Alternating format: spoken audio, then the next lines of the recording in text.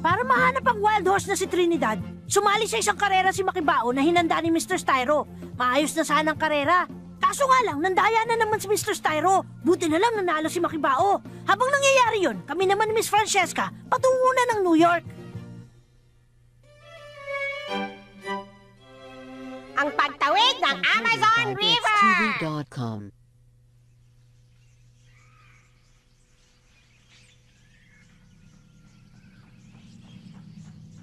Wow! Ang ganda naman dito sa Brazil! Yay!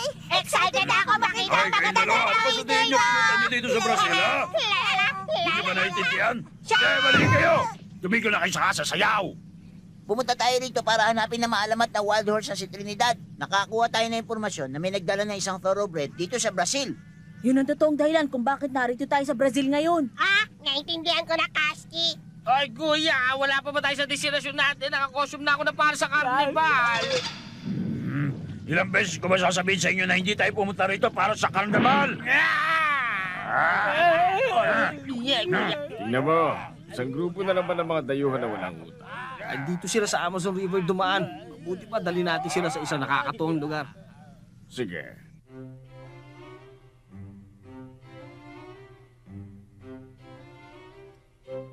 Ang init naman dito, Sandali, tatago ako sa Japan. Huwag kayo tatalon sa tubig, ha?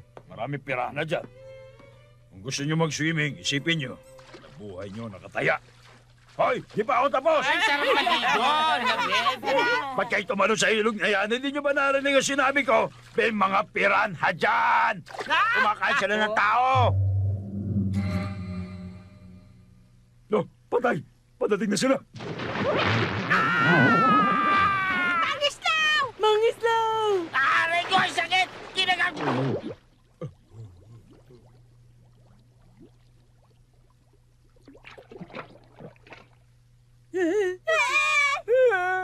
Pangislaw! Hindi man lang sila nagtira para may iburol kami.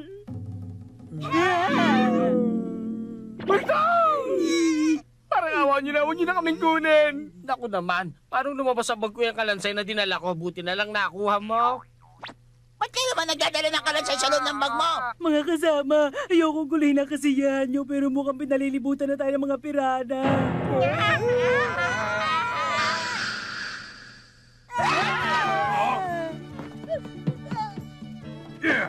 Yeah!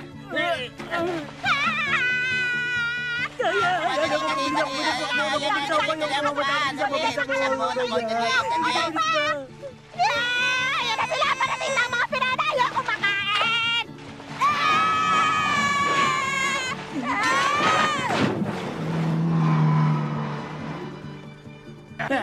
Buntik na tayo makain ng mga yan.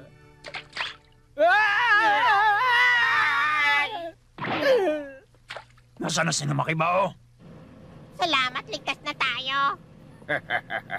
Welcome ulit sa barko namin. Magpahinga muna Enjoy kayo bago watching tayo dumating sa destination BitsTV.com. Salamat sa tulong, pero pwede nyo ba kami ibalik dun sa pier? natin. Bakit naman namin kayo ibabalik doon? Nahuli namin kayo. Dadali namin kayo sa isang lugar kung saan kayo mag-e-enjoy. Kung papalag kayo, ibabalik na lang namin kayo sa ilog kung saan may mga pirana. Naku, naloko na. Lagot na tayo. Nahulog tayo sa kamay ng mga bandido. Hoy! Teka lang, saan kayo pupunta, Makibao? Makibao! Kasky! Onan! Ba't nila tayo iniwan dito? Kinidnap sila lahat. Dali nyo maglakad, huwag kayo babagal-bagal.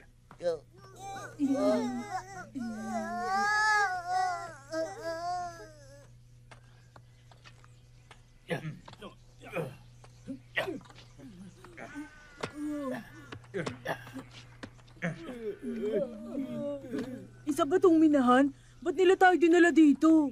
Ito ba yung tinatawag nila magandang lugar sa Brazil? Tama ka. Tabi sa lugar na to. Magmula kayo, magtatrabaho na kayo rito hanggang mamatay kayo. Hoy, boss! Salamat sa bagong recruit. Itigil nyo na ang kalokohang to! Hindi kami nagpunta rito para magtrabaho. May hinahanap kami! Tumahimik ka!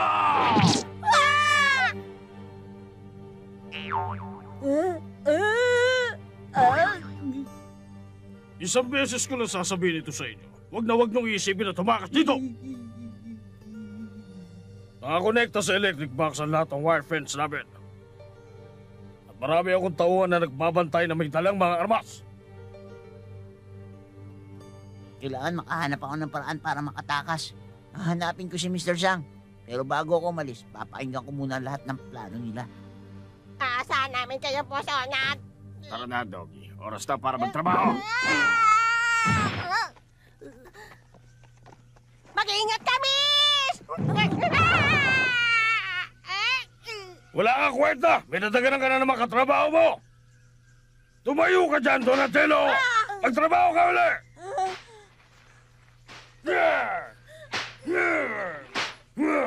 Maaari kaya ang kabayong yan ay, huwag mo siyang saktan, hindi niya sinasadyang daganan ako!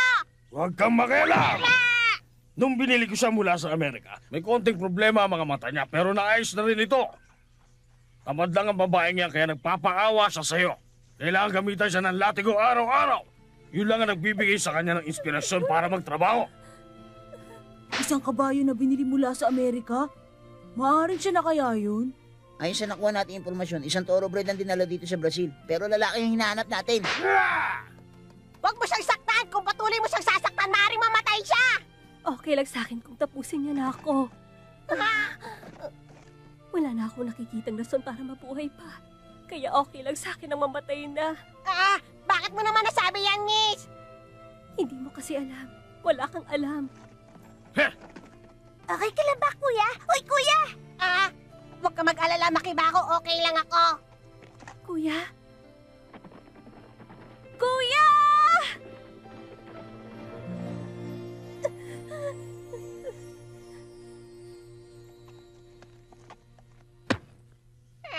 Isa akong champion na kabayong pangarera. Hindi ako marunong magtrabaho sa isang minahan tulad nito. Iisip mo na lang ng konti, Makibao. Huh? Uy, Makibao. Tignan mo kung sino nag-uukay na lupa sa banda ron, oh. Ha? Mukhang pamilya ng kabayong yan, Bakit nandito sa minahan si Bayer? At sino naman ang nagsasabi na maganda kong pangalan, ha? Andito din ako sa minahan, Bayer. Si Midori Makibao. Na? Oo! Di ba dapat nasa Mexico ka kasama ng mahal mo? Ano ginagawa mo dito sa bansang Brazil? Sa kampo ng mga bandido? Kasi mahal ko si Esmeralda. Hindi na kita mahal. Siya na ang mahal ko ngayon. Naggugulo na naman ang kabayo yun! Tara, pigilan natin siya! Ataw mo na. Esmeralda! Esmeralda!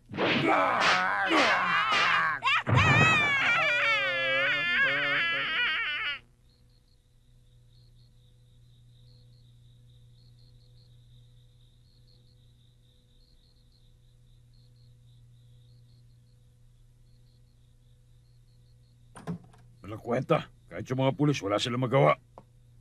Tayo na lang ang maghanap sa kanila. Sandali, kuya. Pero dumating na fax galing sa Japan para sa'yo. Kababasa ko lang.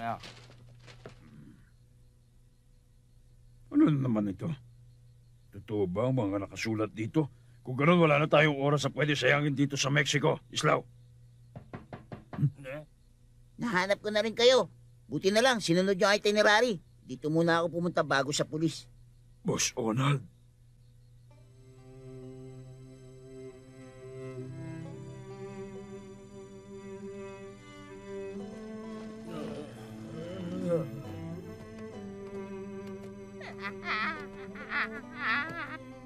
Kuya! Ba't ganyan ang itsura mo? Bigla na lang nagwala si Bayer at dinaganan niya ako. Pinarusahan kami dahil sa nangyari at dinoble nilang trabaho namin. Esmeralda. Esmeralda. Hindi natin inasahan na mangyayari ito, Makibako. Pumunta tayo dito para hanapin si Trinidad na maaaring binenta dito. Sinabi niyo bang Trinidad? Bakit? Kilala mo ba si Trinidad, Miss? Hindi. Nagsisinungaling ka! Kitang-kita sa reaction mo na may alam ka tungkol sa kabayang yon! Totoo ba yan, Miss? Nagpunta kami rito mula sa Japan para lang makilala si Trinidad. Yun ang rason kung bakit narito kami sa Brazil. Okay lang kahit maliit na clue ang ibigay mo sa amin, basta sabihin mo lang ang nalalaman mo. Ano? Ano kasi? Pakiusap lang, miss! Ang kabayong si Trinidad ay namatay na.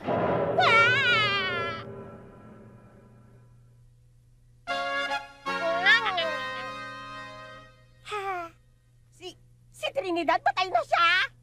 Hindi pwede yun. Paano nangyari yun? Saan siya namatay? Bata pa ako nung mangyari yun. Nasa Texas kami noon. Naipit ang paa niya ng patibong ng mga cowboy na nanguhuli ng mga wild mustang. Ang kuya ko. Kuya mo? Ibig sabihin, ikaw ang nakababatang kapatid ni Trinidad. Oo. Siya at ako na lang ang natitira sa lahi namin. Pero ngayon ako na lang ang naiwan. Marami kami dati. Nabubuhay kami ng malaya sa malawak na patag ng Texas. Kaso nga lang, dahil naniniwala ang mga tao na Lucky Charm ang mga paa namin, pinaghahanap kami ng mga hunter. Walang awa nilang hinuli at pinagpapatay ang mga kalahi ko para lang makuha ang gusto nila.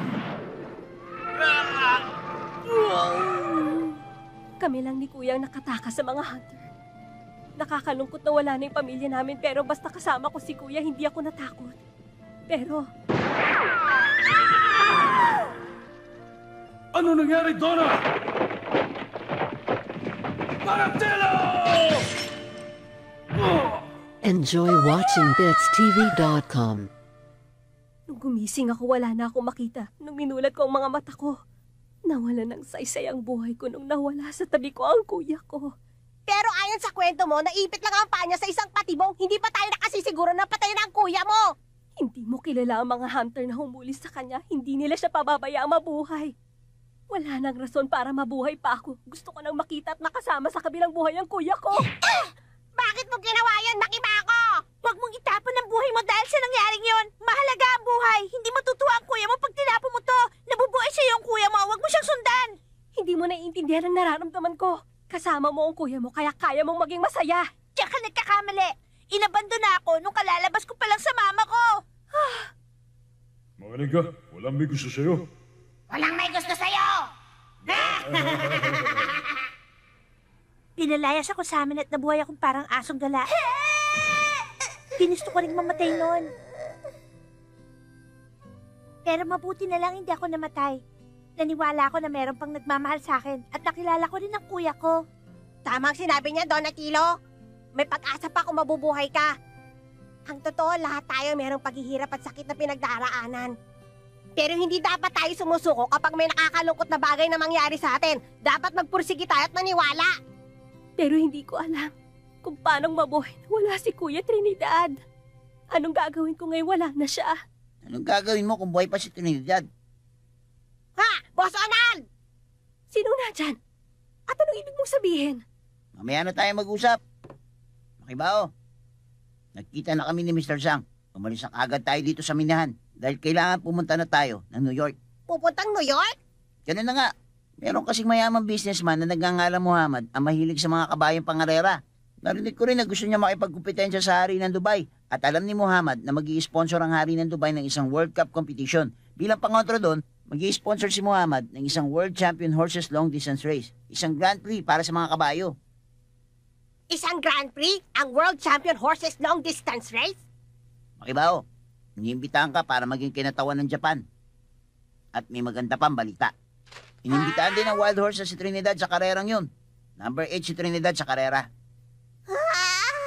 Ang kuya ko, buhay pa siya.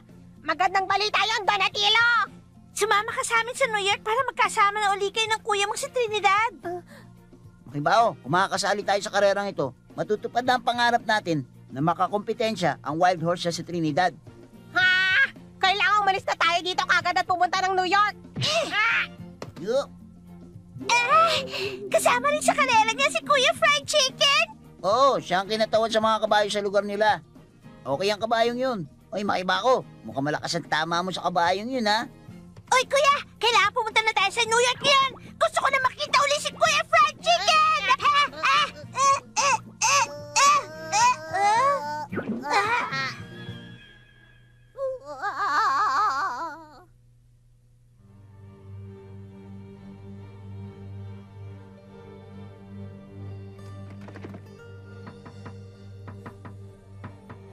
Huh? Hoy, kayo pala! Ay, sorry.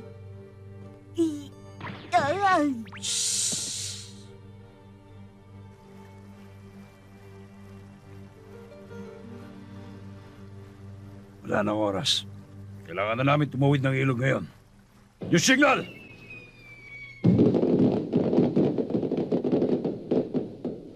Ano yun?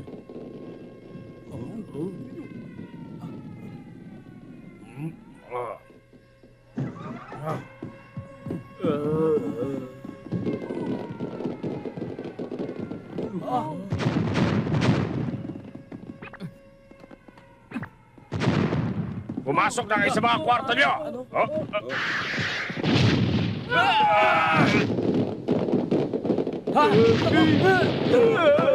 Ano ba nangyayari? Bakit may nagpapaputok malapit dito? Ha? May tumatakas! Ha?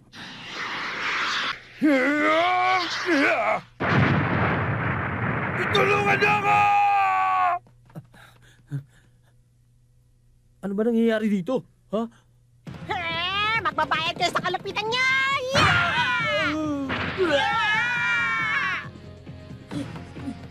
Dali, Kasky, patayin mo na! Dahil dito, mawawala ng kuryente ang electric fence nila.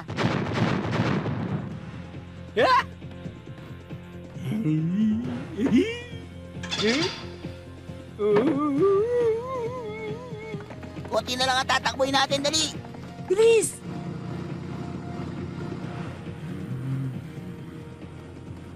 Nakikita ko na si Mr. Yang! Makibaw! Ligtas kayo! Mabutit okay kayo lahat. Tara, umalis na tayo.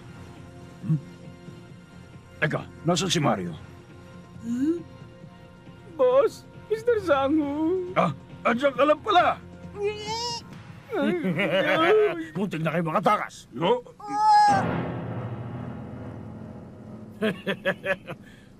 Lagot kayo sa akin sa ginawa niyong ito. Nahihirapan ko kayo ng gusto. Pagbalik natin sa minahan. Esmeralda! Esmeralda! Ano yun? Minahal kita ng buong puso mo ko. Bakit mo ako pinagtaksa na lang ganun? Ang sakit na ginawa mo. Ang sakit. Kailangan kita parusahan sa ginawa mo sa akin. Pinagpalit mo lang ako sa talo ka sa kabayo. Boss, nagwawala na naman ang baliw na kabayo! Mr. Zang! Okay ka lang ba, Mario? Paparusahan ko na!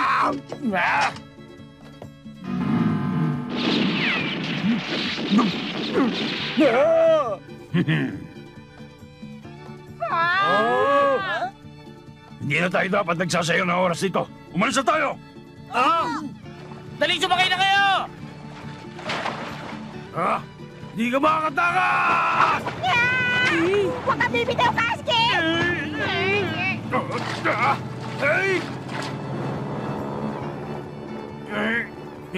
Wala makakatakas sa binahan ko. Hindi kita makakawalan! Hindi na ako makahinga!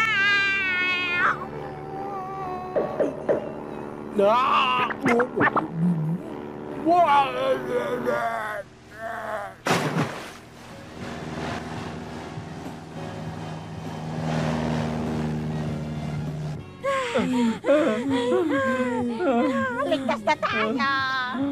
Okay, pumunta na tayo sa New York. Let's go!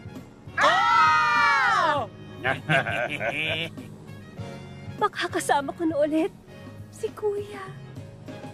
Ay! Huwag na akong iwan dito! Bumalik kayo!